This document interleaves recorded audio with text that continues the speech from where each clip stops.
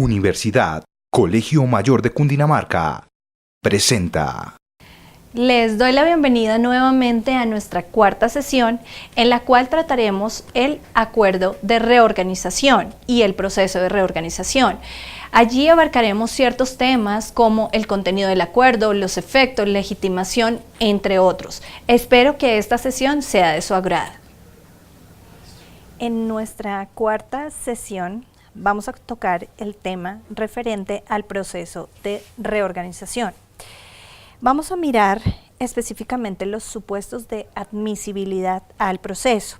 El primero de ellos hace referencia a la cesación de pagos, en donde se requiere un incumplimiento por más de 90 días de dos o más obligaciones o de dos o más demandas de ejecución a favor de dos o más acreedores. Adicionalmente, se requiere la incapacidad de pago inminente. Esto quiere decir que se deben acreditar circunstancias que en el mercado, al interior de la organización o en su estructura afecten en forma grave el incumplimiento normal de sus obligaciones con vencimiento igual o superior a un año.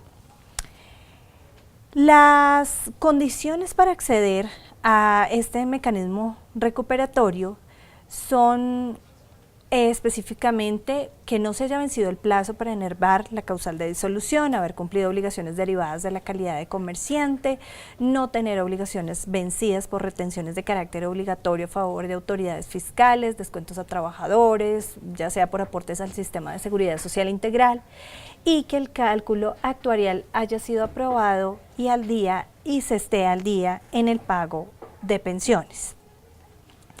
¿Quiénes están legitimados para solicitar la apertura del proceso de reorganización?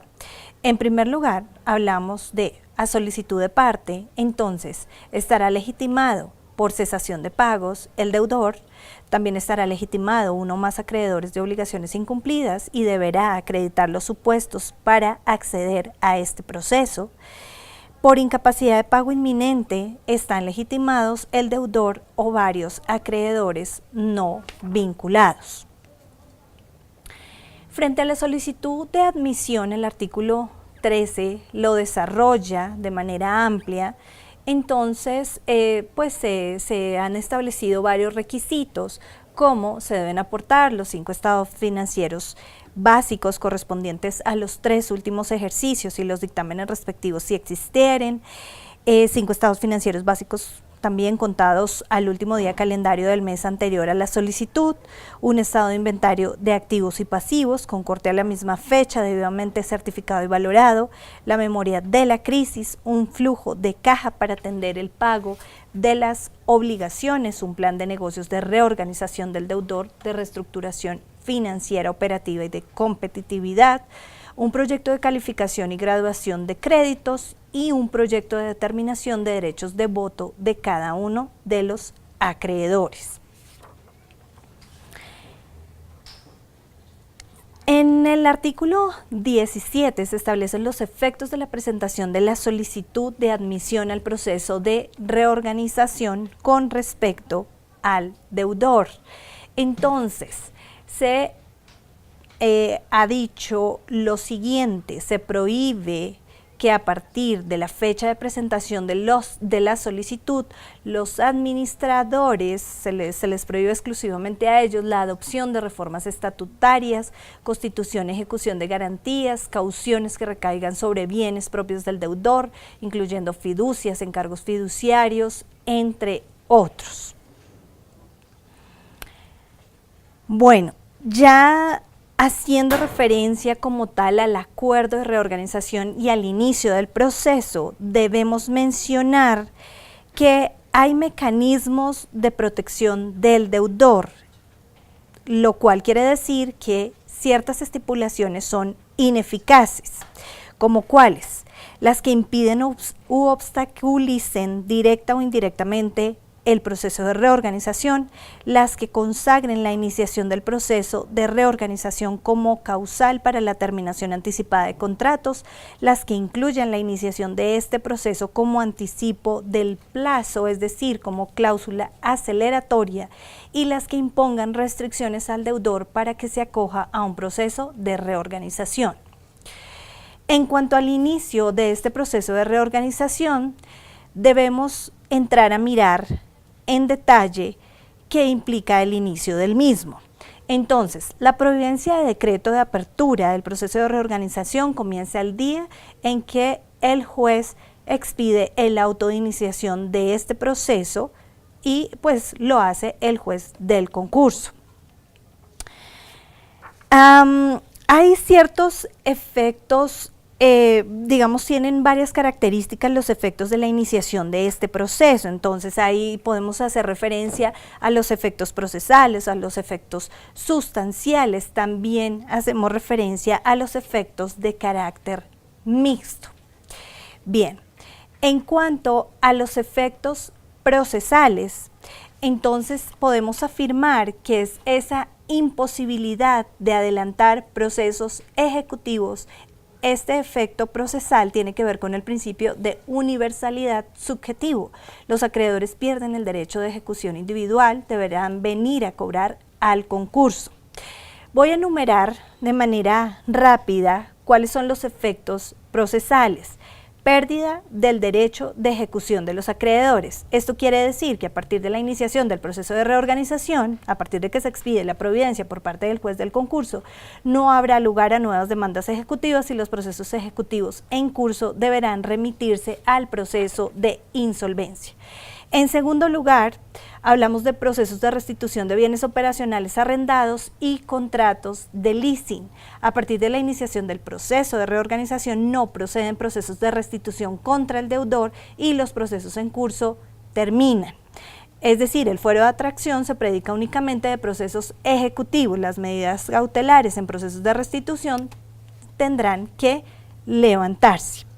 La imposibilidad también de restitución solo opera si la causal invocada es la mora de obligaciones anteriores al inicio de la organización. Si la causa es distinta de la mora, también en este caso procederá la restitución. En tercer lugar, hablamos de las medidas cautelares. Hay contradicción porque estas medidas cautelares en la apertura son discrecionales, lo cual es criticado porque deben decretarse las que sean compatibles con la naturaleza del proceso recuperatorio. Estas medidas cautelares deberán ser convenientes, urgentes y necesarias. Bien, en cuanto a los efectos sustanciales, la restricción de la capacidad del deudor porque se contrae a las operaciones del giro ordinario de los negocios. Entonces, en primer lugar, no se dará espacio para que se terminen de manera unilateral los contratos por la iniciación del proceso de reorganización.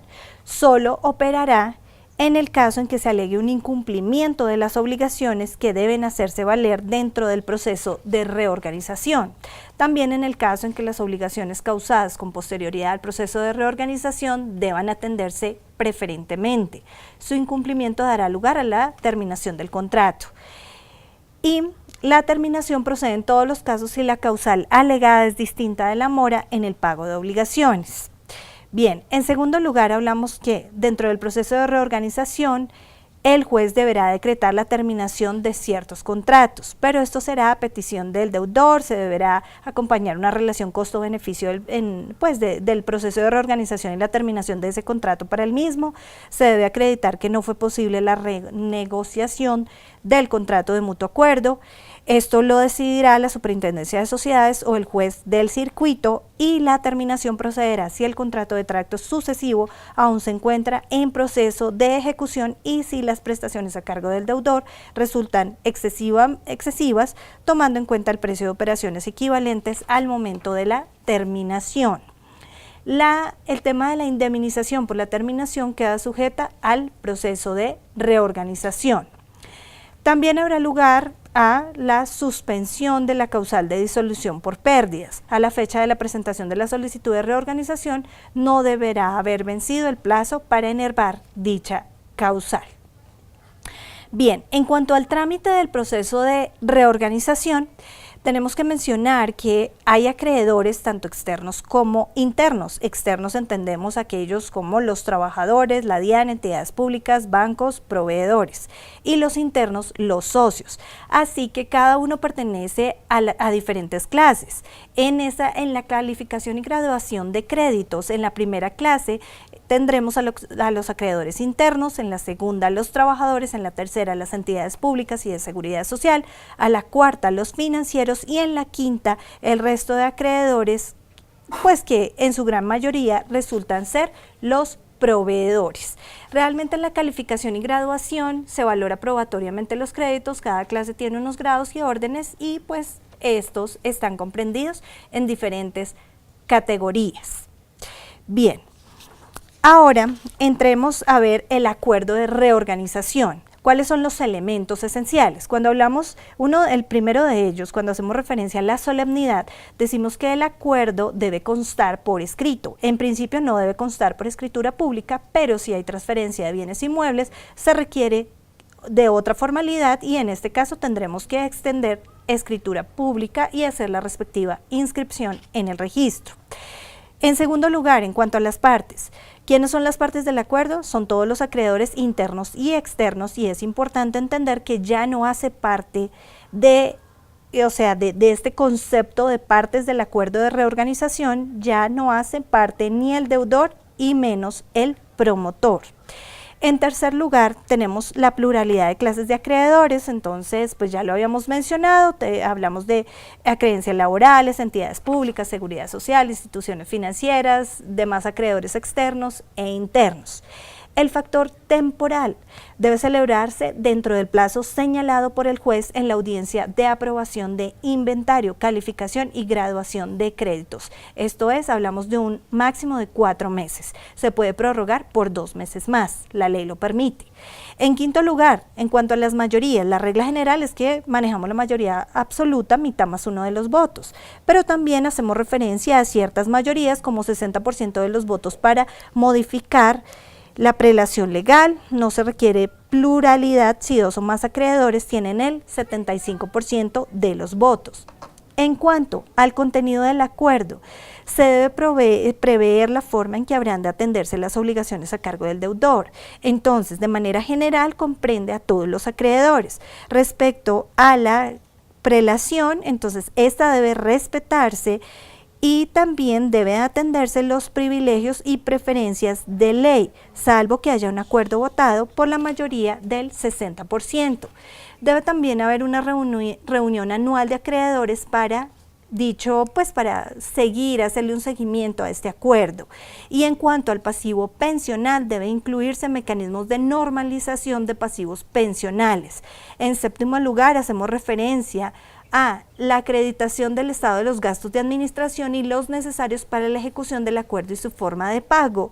Y finalmente, en cuanto al Código de Gestión de Ética Empresarial, pues hay varias reglas en cuanto a las operaciones con asociados y vinculados, incluyendo normas sobre utilidades y dividendos, reglas de manejo de flujo de caja y activos no operacionales, ajustes administrativos para hacer efectivos los deberes de los administradores, compromisos de ajuste de las prácticas contables y de divulgación de información de la actividad del deudor o del ente contable respectivo. Reglas que deben atender administración en planeación y ejecución financiera y administrativa con el fin de atender oportunamente créditos pensionales, laborales, de seguridad social, fiscales, entre otros. Bien, en cuanto a la fuerza vinculante del acuerdo, este obliga al deudor, a los acreedores ausentes y a los acreedores disidentes. Finalmente, vamos a mirar los efectos de la confirmación del acuerdo de reorganización. Realmente allí se termina toda la fase procesal y comienza la fase de ejecución. Se hace un levantamiento de las medidas cautelares, también el promotor cesa en sus funciones y se inscribe la providencia en el registro mercantil o en el registro respectivo.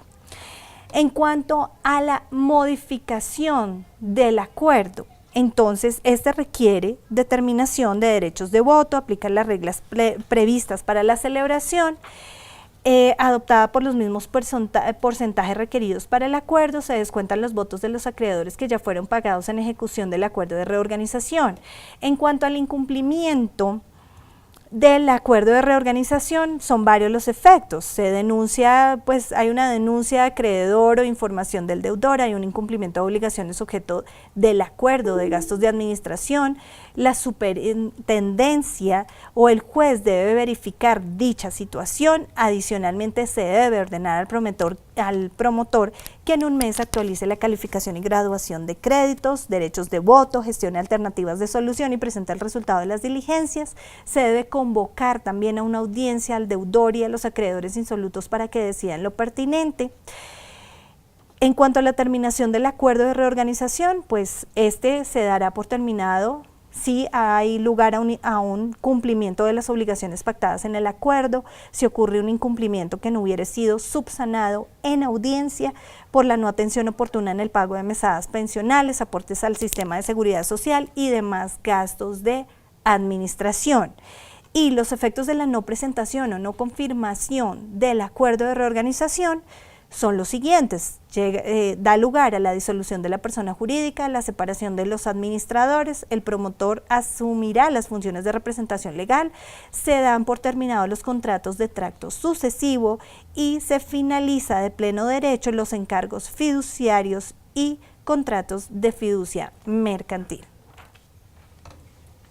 Les agradezco por su participación en estas 4 sesiones y los invito a nuestra última sesión acerca del proceso de liquidación. Los espero la otra semana.